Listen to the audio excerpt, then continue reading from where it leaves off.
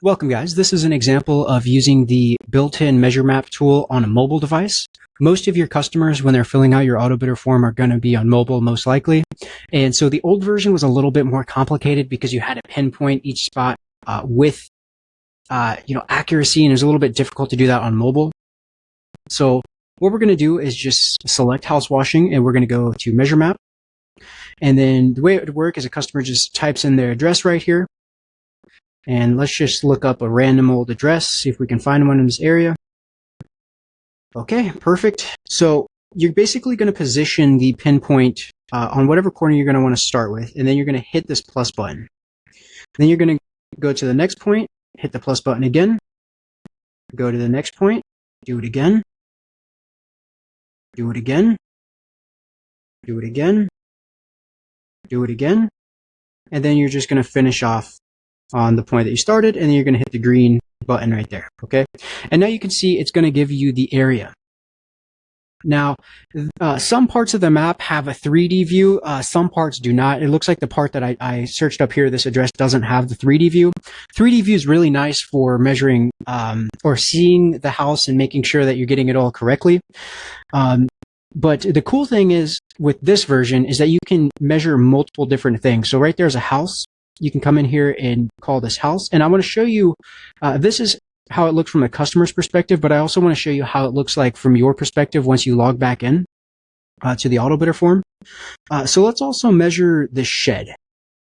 So we're just going to do a point here, point here, point here, point here, hit the green button, and then we'll just name this shed. Okay. And so now we've got the measurement of the shed and we've got the measurement of the house. Okay. And then you can also, customers aren't really going to do this, but you could do this if you wanted to. You can change the color of it.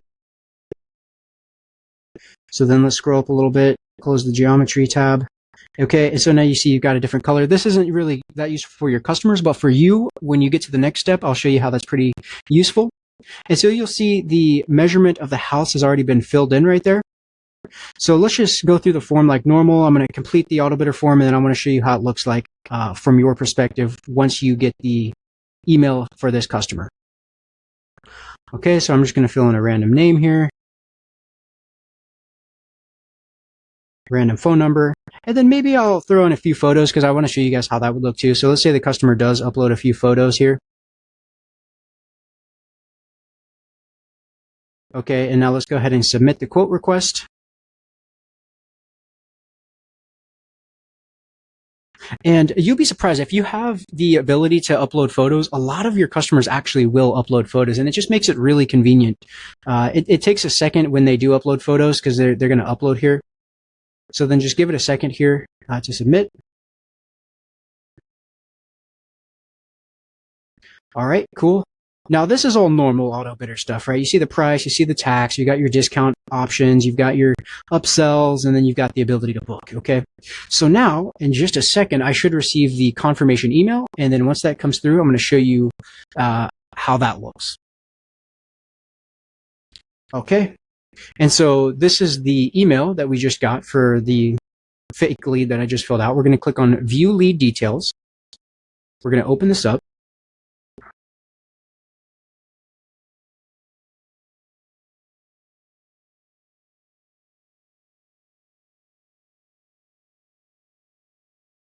And it's going to open up to that lead. Okay, so we can see all their details like you would expect: phone number, email address, IP address. You've got your options here, the price. We're going to scroll down, and here you're going to see, now you see a bunch of different forms that I filled out. This is because it tracks the IP address, and I've tested this many times. But let's scroll down past all of this. The activity feed there. Here's the photos. So if a customer uploads photos, you're going to see those right there. And then, of course, right there's their address. And then here's the saved measurements. So here's what's really cool. You can open this up. And this is what's really different about this version. You can see the measurements that the customer saved. And then you can come in here and just verify that the house is about accurate, verify that the information that they entered is accurate. And then if it's not, you can always adjust it, change. So like in here, you can move these vertices around and, make them more accurate, or put them, in the more accurate spot.